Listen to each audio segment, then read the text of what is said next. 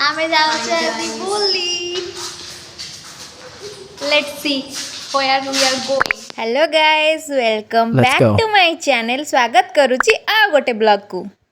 तो मु संध्या बेले पहुंच जाइथली पार्क रे किछि समय बुलिया पई आ किछि किछि एक्सरसाइज करिया पई। जदि मो एक्सरसाइज देखिया चाहंदी ए वीडियो रे बन्नी रहंतु। लाइट कम थिला तो मु एंटर पार्क रो वीडियो कैप्चर करी नाही, जेति की कैप्चर करछि तो आपण एठी देखंतु।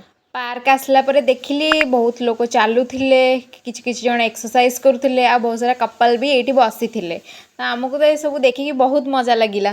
तापरे मु मो सांग पार्क रो सबु व्यूज उडा देखुतुलु, ध्यांग डिस्कशन करुतुलु, एठी एमती हुए सेठी सेमती हुए। तापरे ध्यांग देखिलु जे लेफ्ट साइड रे गोटे योगा भी प्लेस अच्छी, तो आपण जाइकी सेठी योगा करि परिबे।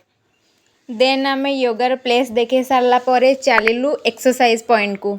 एक्सरसाइज पॉइंट रे फास्ट लेग मारिलु, लेग 40-50 थर मारिचु। तापर एटा को एक्सरसाइज कहती मुझे जानी, मु तथापि एटा कली। तापर मु टेकिली एटा को 2 थर आराम से टेकी बहुत खुशी है कि एते खुशी हो गली जे मो थंब देखईदेली। देखुना एक्सरसाइज सारिकी मु चलिली हैंड रो एक्सरसाइज करने पे। मो सहित गोटे छुआ भी एक्सरसाइज करथिला। देखंतु ये केमती मांकड़ परिका झुलुछि, मते बहुत खुशी लागिला। तो या वीडियो नहीं गली।